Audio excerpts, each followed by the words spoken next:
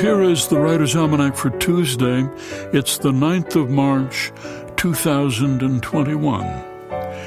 It was on this day, 1933, President Franklin D. Roosevelt signed the Emergency Banking Relief Act. He'd been in office for only 5 days. The country was in the grip of the Great Depression. The banking system was on the verge of collapse, people rushing to withdraw their savings. Roosevelt declared a 4-day bank holiday, closed all of the banks, closed them for 4 days so the government could print more paper money. Roosevelt gave his first radio fireside chat in which he assured people that anything they wanted to withdraw, they could withdraw. There would be money. And when the banks began opening up again the next morning, people lined up to bring their money back and redeposit it. And the stock market began to rebound. And later that year, Congress passed the Federal Deposit Insurance Corporation Act, guaranteeing deposits against bank failure. Today is Napoleon's wedding day, 1796. Napoleon Bonaparte, the future Emperor of France, married Josephine de Beauharnais, an older widow with 2 children. He was crazy in love with her. He wrote to her, "I awake full of you, your image and the memory of last night's intoxicating pleasures has left no rest to my senses." Napoleon was 2 hours late to the wedding. In the marriage contract, Josephine made herself 4 years younger, and he added 18 months to his age to make himself 26. 2 days later, he left to lead the French army in an invasion of Italy. It's the birthday of the poet, novelist, and gardener Vita Sackville-West, born in Kent, England, 1892.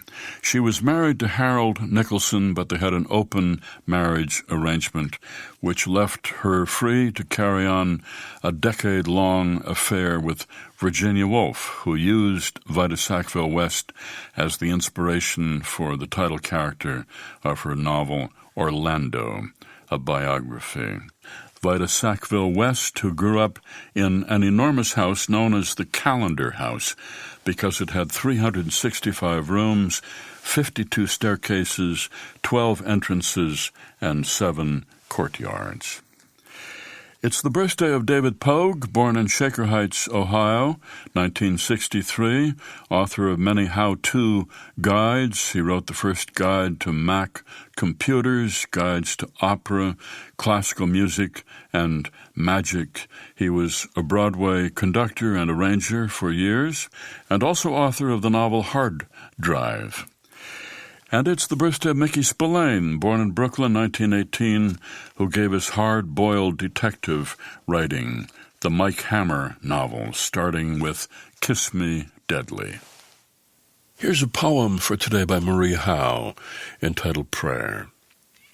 Every day I want to speak with you, and every day something more important calls for my attention. The drugstore, the beauty products, the luggage I need to buy for the trip.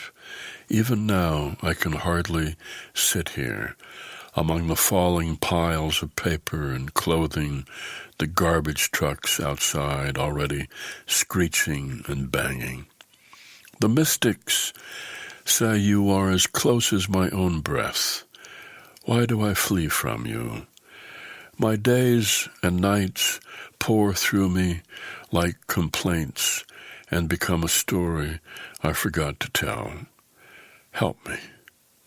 Even as I write these words, I am planning to rise from the chair as soon as I finish this sentence. Prayer by Marie Howe. From The Kingdom of Ordinary Time, published by W.W. Norton and Company, and used by permission here on the Writer's Almanac. Be well, do good work, and keep in touch.